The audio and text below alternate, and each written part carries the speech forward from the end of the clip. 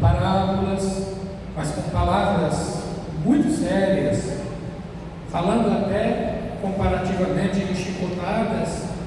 Nosso Senhor nos alerta para a importância, para a responsabilidade com a qual nós devemos viver nesse mundo, nos nossos relacionamentos com as pessoas e também com as coisas.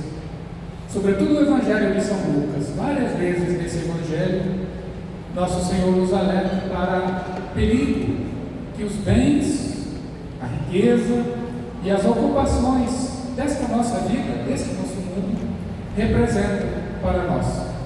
Claro que nós precisamos dos bens materiais, precisamos da segurança econômica de nossa família, precisamos ser prudentes com relação ao nosso futuro, preparar nosso futuro, nossa terceira idade, não é assim? Precisamos pensar na segurança de nossa família, dos filhos. A igreja também tem que se preocupar de ter tudo o que é necessário para cumprir a sua missão de evangelização. O cuidado dos templos, cuidado de todos os meios necessários para a evangelização, os ministros sagrados, também das obras de caridade. Nós vivemos neste mundo e nós dependemos dos meios materiais para a nossa vida e também para a vivência da nossa fé. Mas é preciso fazer isso com sabedoria, de tal maneira que, administrando tudo que se refere à nossa vida corporal, nossa vida social, nossa vida econômica, nós não nos distraiamos daquilo que é a verdadeira riqueza. O importante é sermos ricos diante de Deus, como nós ouvimos no Santo Evangelho, é acumular aquela riqueza que a traça não corrói, aquela que os ladrões não podem roubar. O importante é sermos ricos diante de Deus. Com relação aos bens materiais, a regra simples é a seguinte: Deus abençoa a riqueza, os bens materiais que são obtidos de modo lícito e administrados de modo solidário, de modo fraterno. Nessas condições, mesmo uma grande fortuna tem a bênção de Deus. Faltando essas condições, mesmo uma pequena posse não pode ter a bênção de Deus. Como poderia Deus abençoar o que é obtido de modo ilícito? Poderia Deus se corromper, dando a bênção para o que não é bendito? E o que, embora adquirido de modo lícito, é possuído com total individualismo, com total ganância e apego, sem olhar para a necessidade dos outros, sem ser solidários, de modo prudente, evidentemente.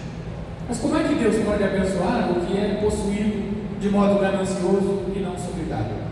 Então, não importa se os nossos bens são muitos ou poucos, o importante é que sejam lícitos e solidários, e que não nos entreguemos a eles tão inteiramente que nos esqueçamos de acumular aquela riqueza que Deus tem preparada para nós, como nós ouvimos na segunda leitura, falando dos patriarcas, os homens e mulheres de Deus no Antigo Testamento.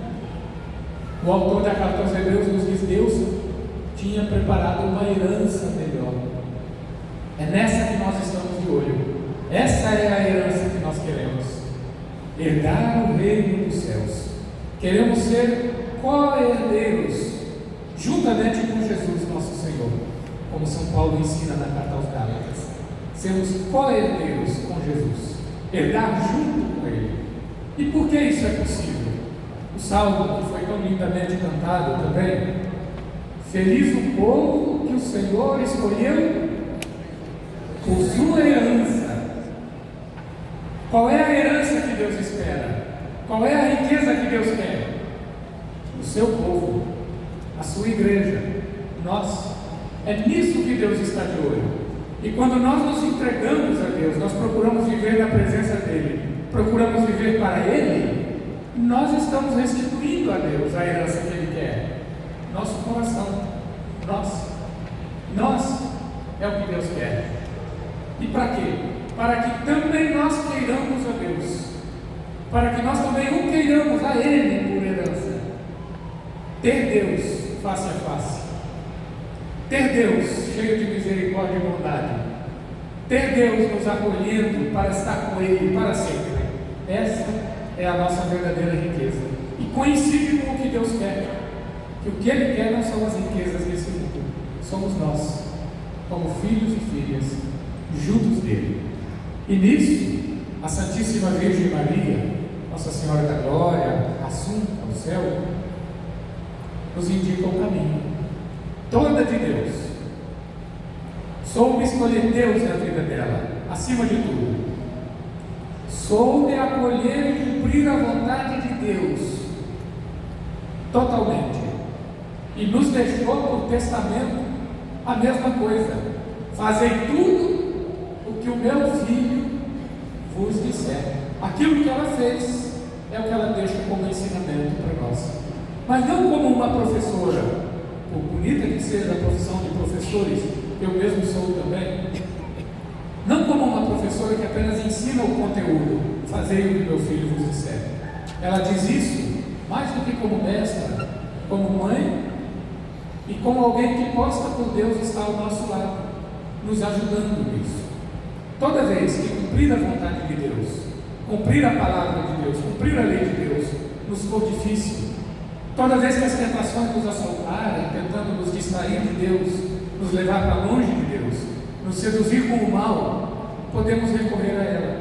Está ao nosso lado, mãe querida, para nos ajudar a resistir a toda a tentação e escolher a verdadeira riqueza, seu Filho, fazendo a sua vontade.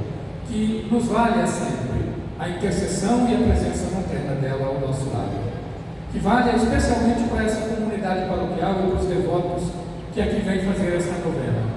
Tendo-a por modelo, padroeira, mãe, companheira de caminhada, possam progredir sem cessar na fé, na dedicação a Deus e aprender sempre a fazer a escolha da verdadeira riqueza, a graça, a amizade, o amor de Deus.